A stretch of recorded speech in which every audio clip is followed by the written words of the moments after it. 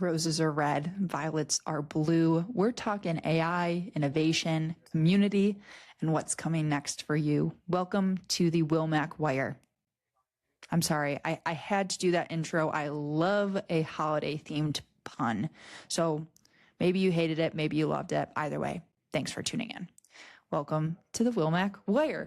We had a lovely in-person recording session at Rockfox Studios for today's episode with a local leader, Casey Fitzgerald, the executive director and Western New York market executive at JPMorgan.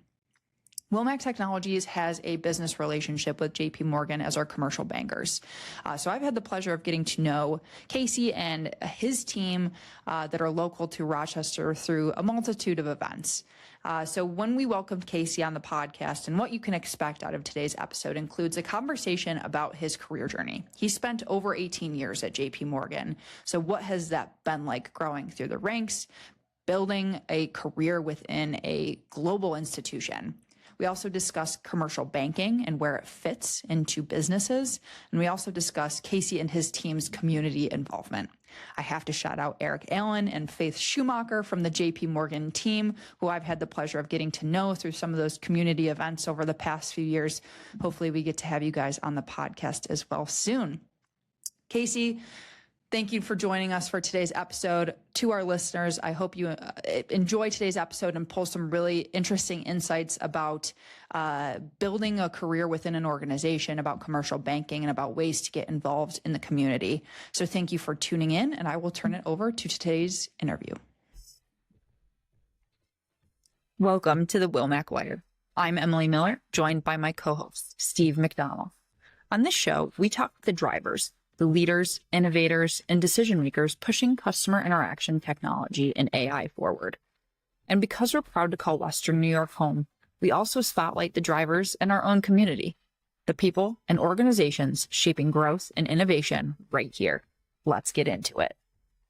Coming in at 6 feet tall from Rochester, New York, growing through the ranks of global financial services institution JPMorgan Chase, now serving as the executive director and Western New York market executive, an organizer of the JPMorgan Chase Corporate Challenge in Rochester annually, and volunteering his time on the boards of Big Brother, Big Sisters of America for the past 11 years and the Greater Rochester Chamber of Commerce for the past 2 years. Welcome to the Wilmac Wire, Casey Fitzgerald.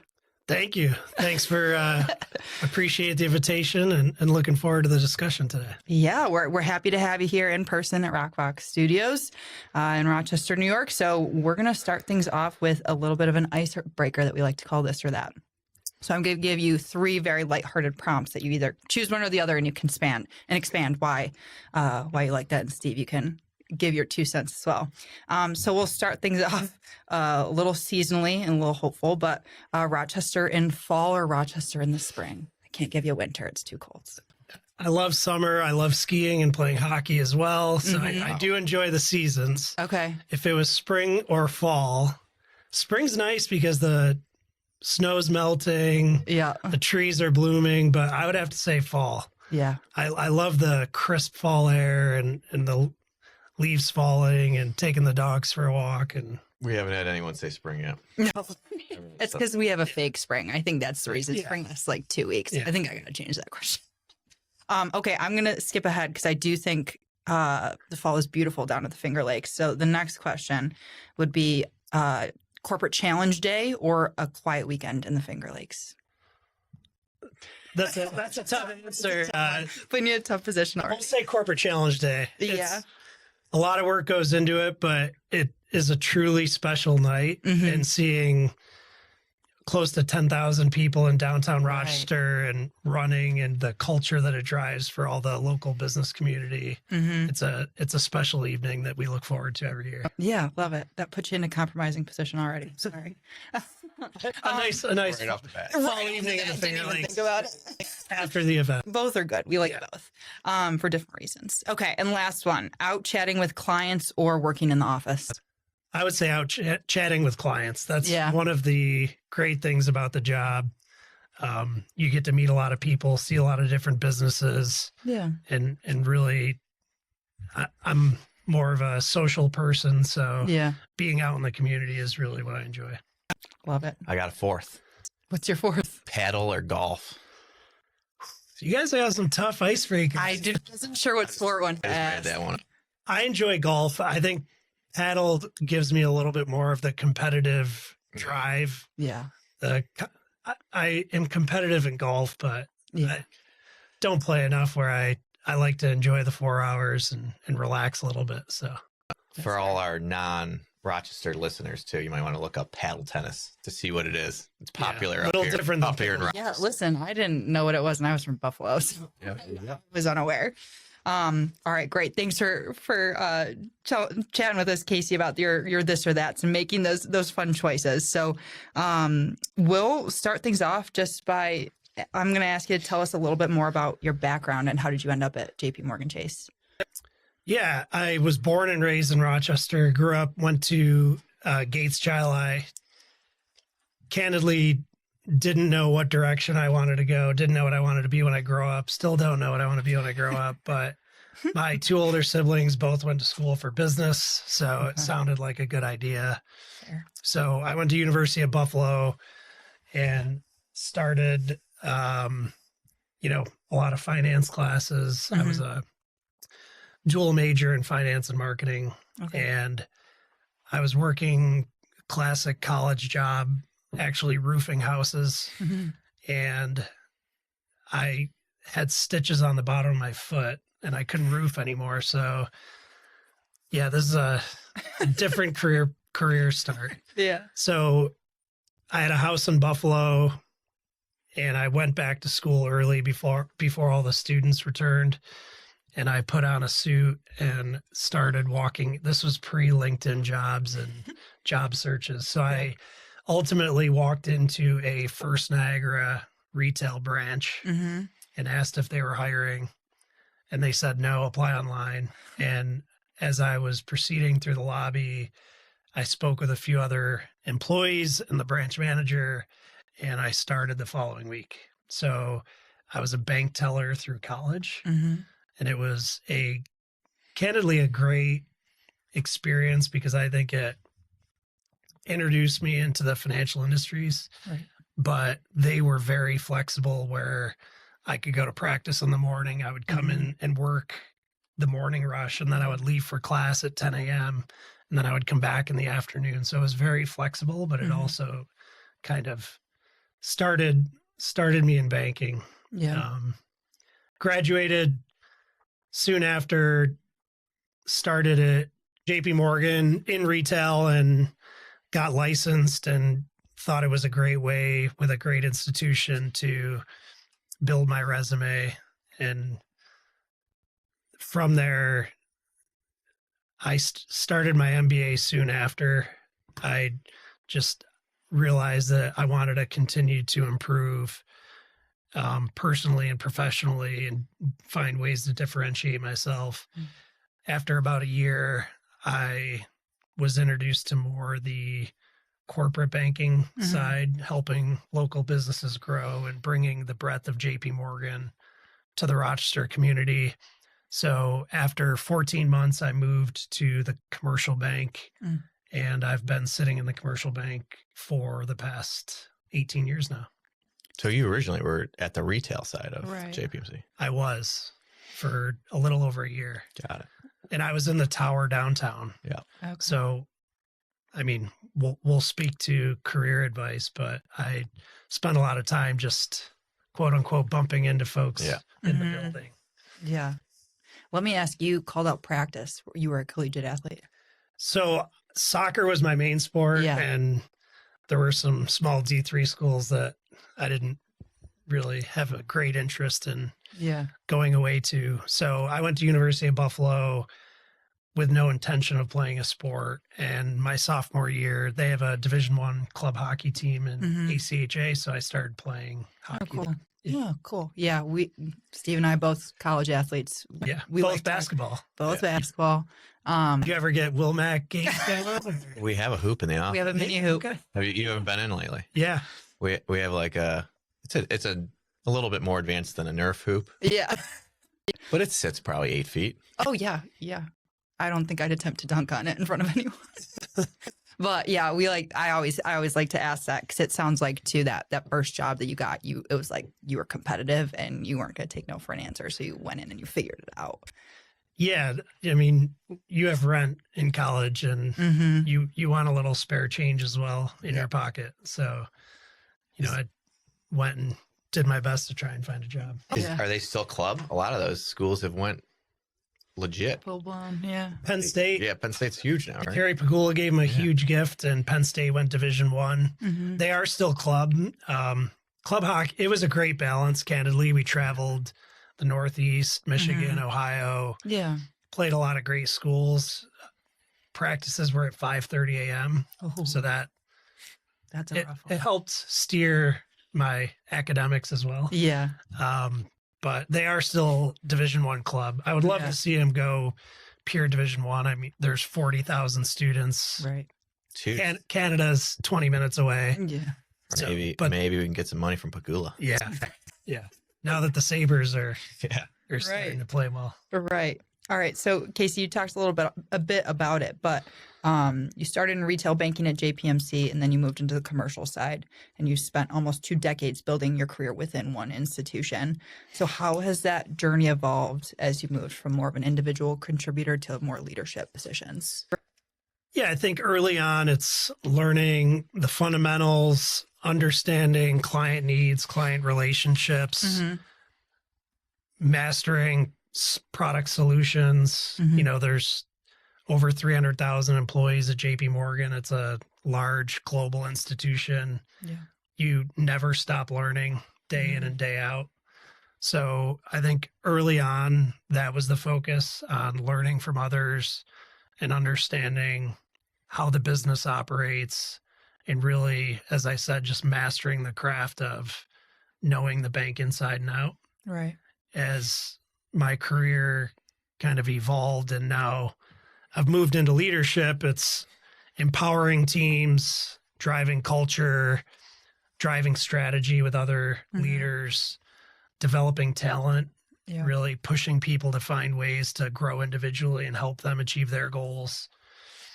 So, it's great to see local clients grow and their businesses to succeed. And it's also great to see members of your team grow in their positions and meet their goals and build great careers. So you talked about leadership. I think most of the public and people listening know your CEO is is one of the most influential leaders in the world currently, if not the most. Do you get firsthand exposure to stuff? Obviously he's very public, but do you get exposure to stuff that the public doesn't? And does he stress leadership within the company as much as he stresses it outside the company? JPMorgan is fairly flat from a leadership perspective. So we have a lot of great leaders, but there's also regional leadership and product leadership and across all of our lines of business.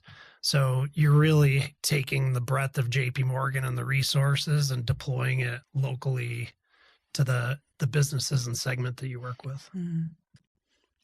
Let me ask, while you've been at JPMorgan Chase, do you have any periods of time or things that have happened that you feel like have turned into key turning points or momentum shifts during your time there? So there's been a number of external shocks to financial markets, which I've lived through. We're doing PPP loans out of the basement, the global financial crisis,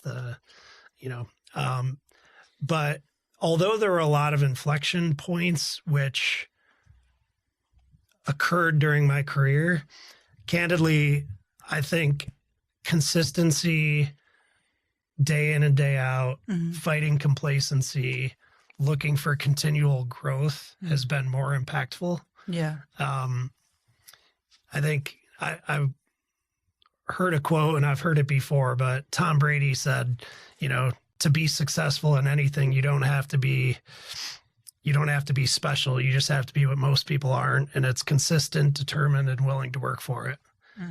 And in the society we live in today, I think everyone sees social media and people's life highlights and they have perfect lives, and really, I think that's great. But at the same time, showing up day in and day out and working hard and continuing to learn, atomic habits, 1% better every day. Just always continuing to fight complacency and find ways where you can improve. Yeah. Be well read, read the news. Right. And I think if I look back over my career, that's probably the most impactful thing, which is compounded over 20 years. Yeah. Yeah. I mean, social media today, everyone thinks it's a quick fix, and you're a celebrity or rich An or influencer. successful. Yeah. Consistency is huge. Yeah, it's behind the scenes stuff. And love the quote, don't love the quarterback, but that's okay. I'm a Bills fan. I was about to say, okay. I respect Between the Pagula comments and the Bills, we could go on a deep rabbit hole. but we will. Careful here. We'll be careful. Yeah, I shouldn't have quoted Tom Brady on a Rochester I had to call it out. podcast, but I had to Go call Bills. it out. Yeah, go Bills. Don't get Steve started on the Bills right now. All right. So to wrap up this first section, Casey, what advice would you give to professionals looking to build a long-term career within a larger organization? yeah, I think the opportunities are endless when you're working at a large organization. There's different dynamics versus working with a small business. They operate different, but if you're willing to work hard and put in the time, I think, as I said, the opportunities are endless. There's jobs at JPMorgan and finance, legal, sales and trading, asset management, trust, marketing. Like there's jobs globally in every kind of background that you can imagine.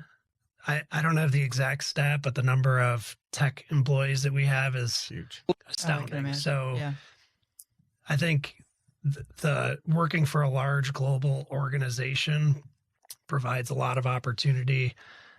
Going back to what I was saying earlier, I think being curious,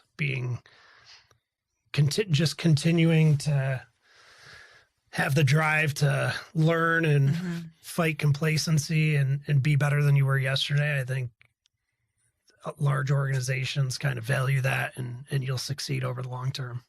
Let me ask a little tangent. Yeah.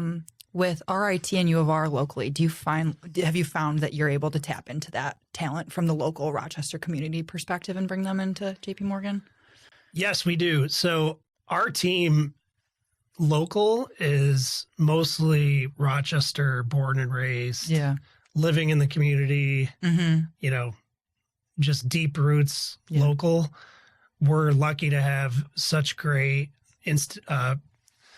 educational institutions locally. So I'm actually meeting with RIT on Friday. I have my MBA from RIT, so I'm still active. We've had some students come through for mentoring and meeting regarding our analyst and associate programs.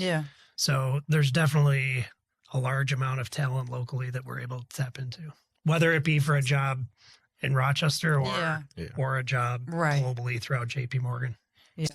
Yeah, I wanted to touch on two things before we move on. One, something that you said that it resonates with me, but I don't think it really resonated with me until I got older, knew that there's a possibility that I'd be acquiring a company. But I think people in your industry are probably better than any other industry, and that's just keeping up with the news every single day, keeping up with what's going on and just being educated with the world. I think that's underestimated, especially in today's day and age where you don't need 5-10 different newspaper subscriptions. You literally can find anything on the internet. But I think for the younger generation, advice is know what's going on a day-to-day basis. It's so easy to be informed, and it helps you inform your day-to-day, especially career-wise. So that's a good one. Number two, before we move on to the next topics, which is specifically commercial banking, I think it'd be good for everyone to kind of get a layout of JPMC.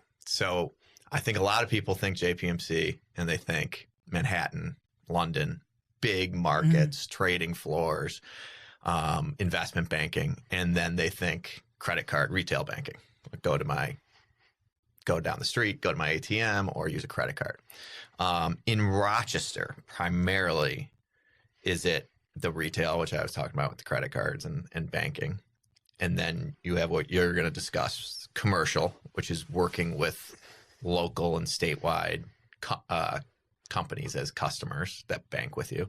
And then the third would be wealth. Are those the three primary, I don't want to call them divisions, but product types that are in a city like Rochester?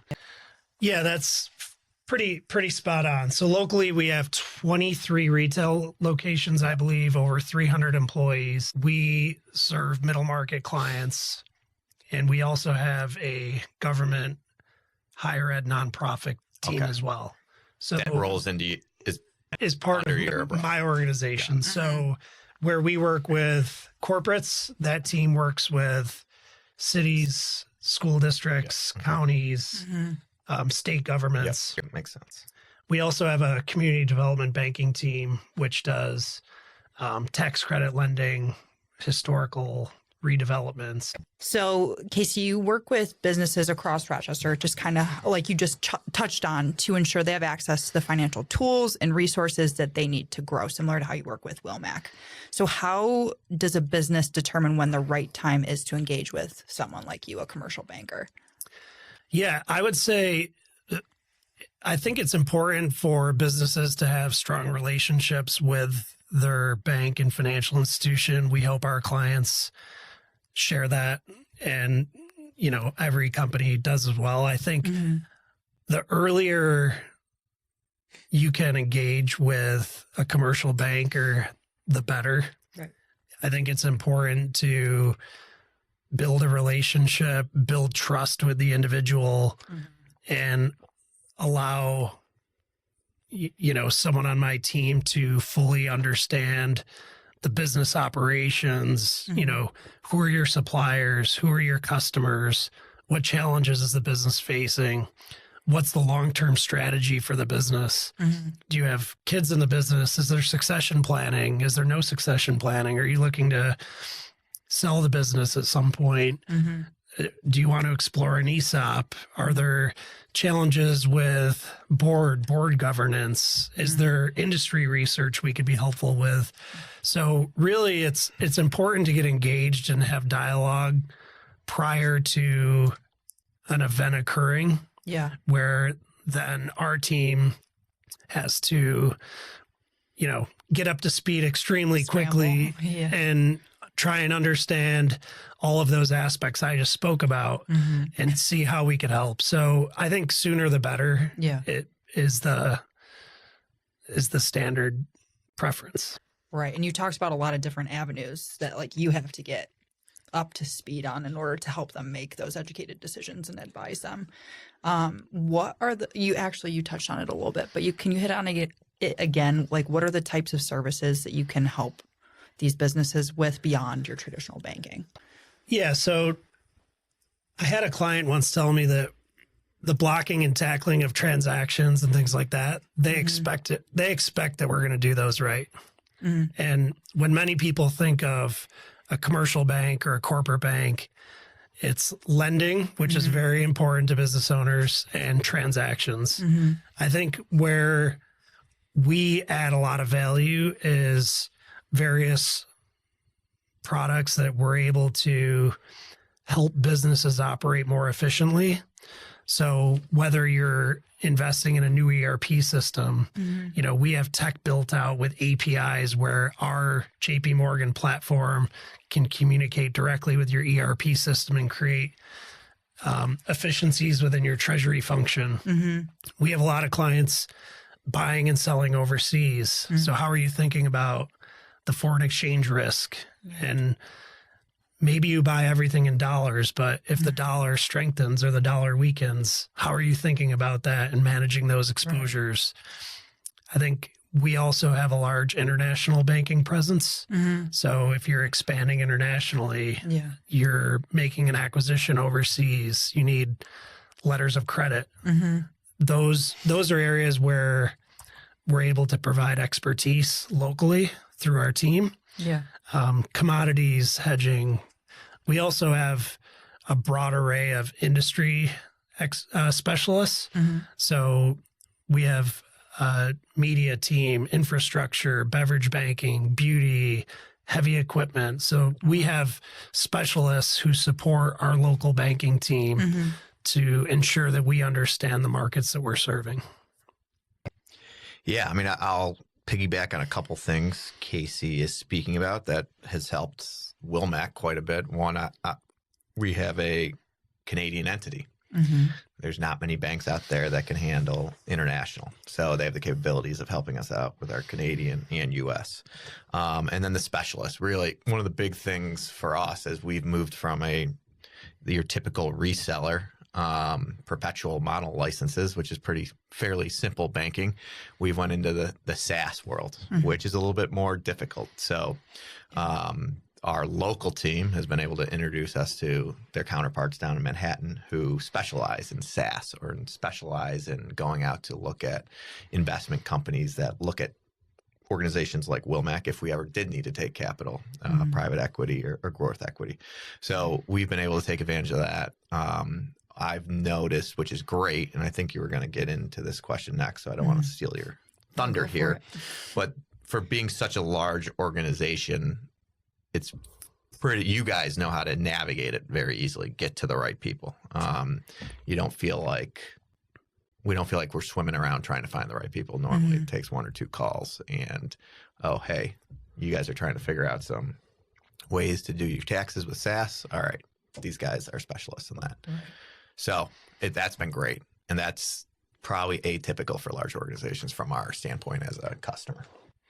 It's one of the nice things, like specific to international banking, is my team in Rochester manages the relationship, and we have colleagues in cities across the globe, and their sole responsibility is to support our customers. Mm-hmm. So it's not a handoff to,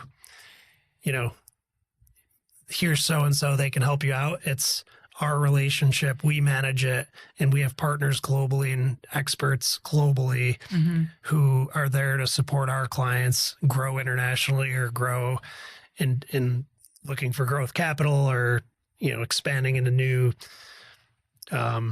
industries. Right. Let me ask, so obviously JPMorgan, we talked about it, well-known globally. Do you feel like that offers an advantage when you come into the local setting to have that credibility behind you? JPMorgan, the brand, we've been around for hundreds of years, Right. and we have great expertise. I think the benefit for our team is the team is all Rochester born and raised individuals. Right. We're active in the community. We're coaching sports with our clients and meeting their kids, and we're really ingrained in the community. And with that, we have JPMorgan and the global presence behind us to deliver to companies in Western New York, Right. to help their business grow and fuel the economy. Yeah. When we just giving it from our experience, when we're looking at banks, we looked at local banks and global banks. We're in a unique situation because of the type of company we're at. So it made sense for us to work with a large bank like you guys. But I think one of the things that made it easier is that we knew one way or the other pretty much your entire team. And now it was pretty quick. We even know a lot of people on the private side. So I think that makes it more comfortable. And you guys are well-known, like individually well-known around Rochester. Yeah. Because I think that's where the comfort goes for a smaller company trying to work with a huge bank, being like, well, is there going to be turnover, or we don't know these guys that well? I think that makes a huge difference that you guys are a very stable bunch on your team. Yeah, and I also think you have the corporate brand, and in smaller cities like Rochester, you also have your personal brand, right? Yeah. And I think the tenure of I've been there 18 years, 19 years, and most everyone on our team has 15 years plus, and have been at the institution for a long time. Same with our private bank. A lot of that team is well tenured. So to Steve's point, it's the brand of the institution, and it's also the brand of the individual, which Right. Is that locally? Because I don't feel like that in your world, people staying at one bank is very normal. I feel like a lot of them bounce around for career aspirations or whatever it may be. But well, now that you've said that out loud, the three of you guys that we know well have all been there for quite some time. I think it's a testament to JPMorgan as an institution, our culture as a team, the opportunity which individuals are provided for continued growth. So, we're all very proud to have the tenure that we have.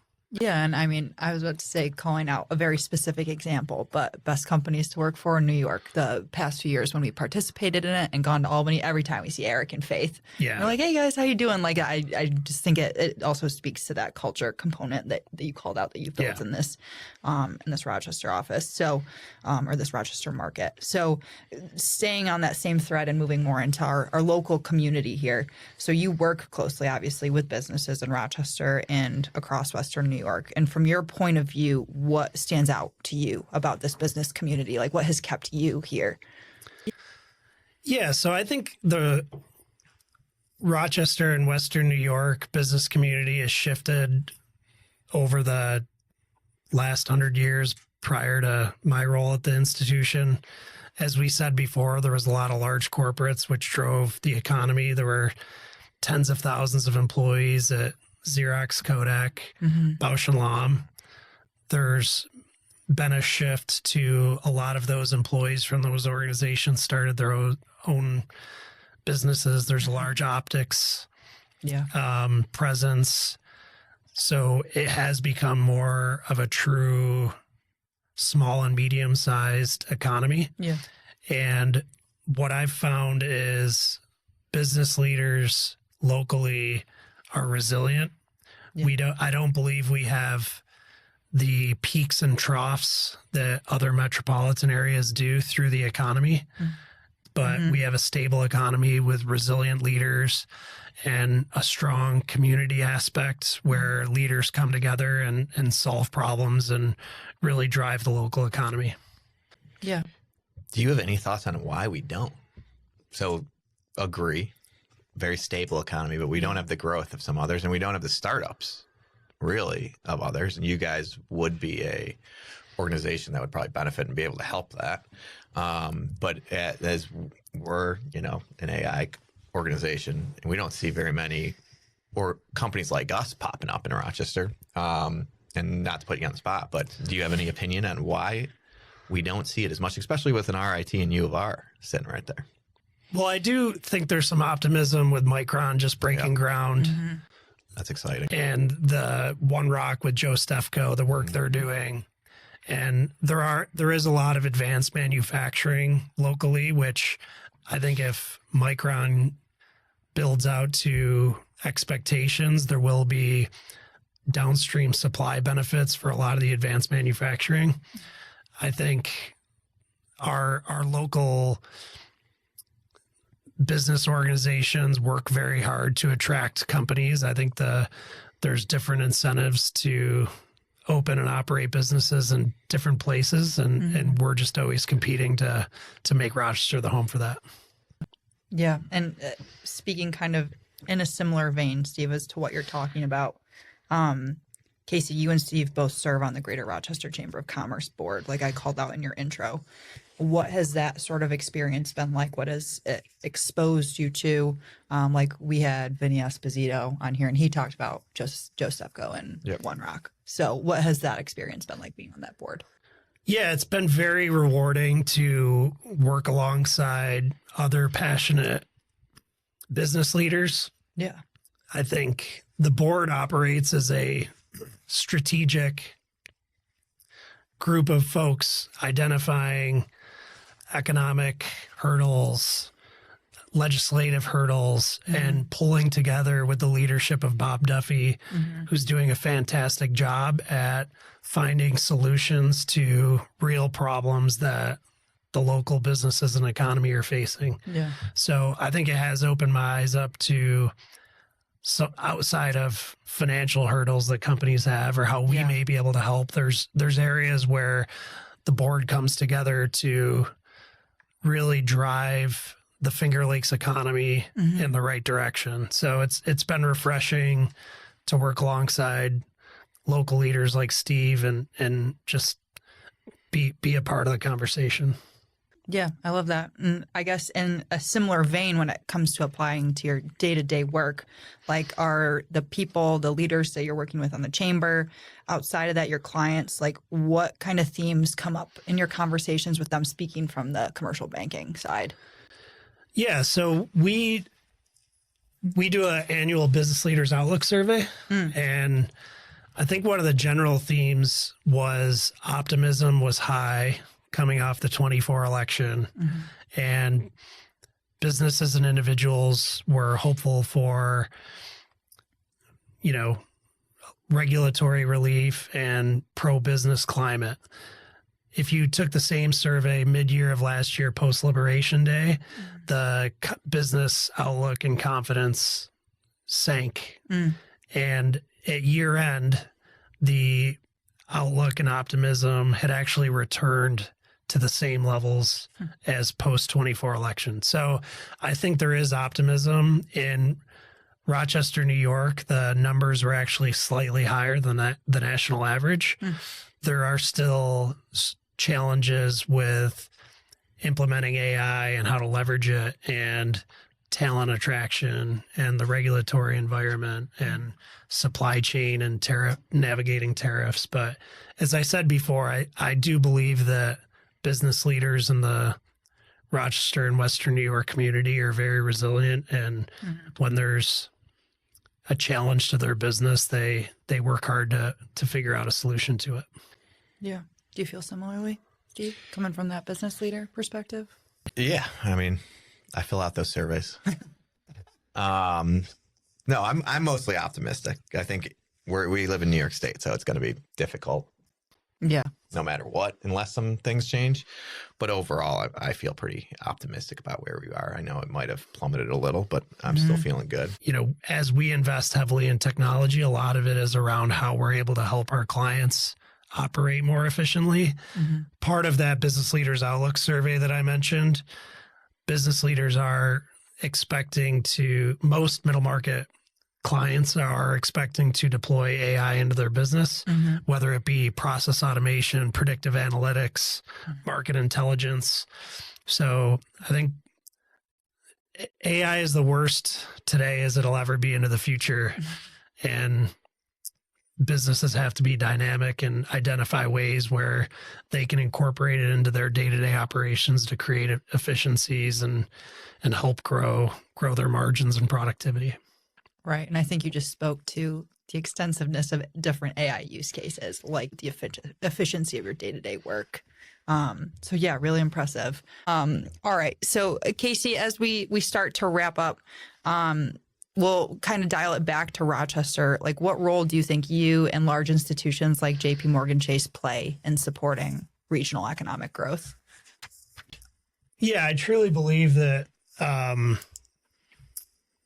we play a vital role in supporting the local community. As I said, all of us live here, play here, and are fully vested in the community.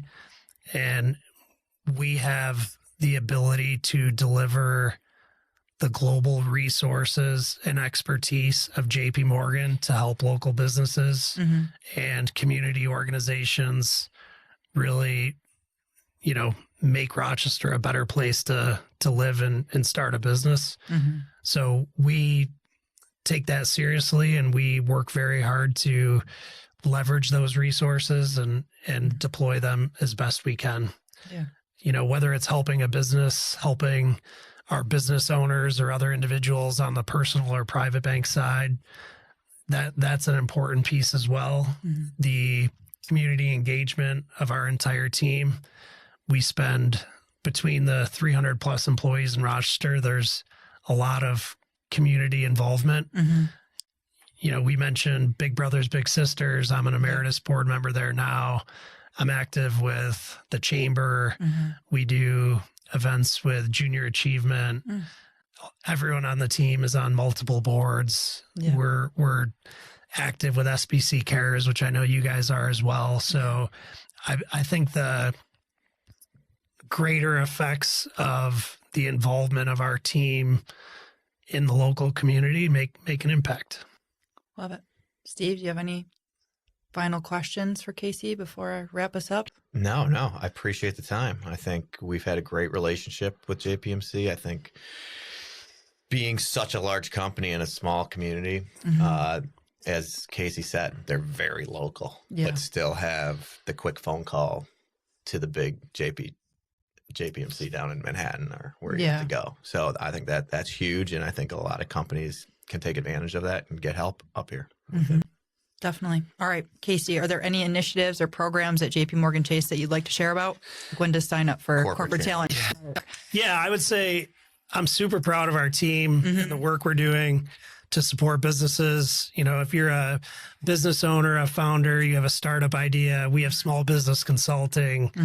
We have resources to help individuals. So as I mentioned before, it's never too early to reach out, and our team is always eager to help and be supportive. Appreciate the Corporate Challenge plug. It's right around the corner. It is. May 21st at 7:15 p.m. 21st. It's always a fantastic night to compete in a friendly manner with your colleagues and get out there 3.5 miles. We always look forward to it, and it's a great evening out with the local business community in downtown. Cross our fingers for good weather. Oh yeah, it was a little wet last night, but I think it's better than a 90 and sunny day. Oh, for sure. Oh, Yeah.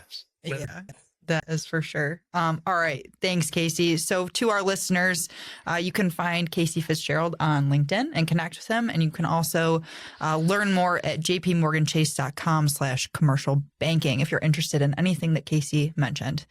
Casey, thanks again for joining us on the Wilmac Wire. Thank you. Thanks, Casey. Thank you for listening to the Wilmac Wire.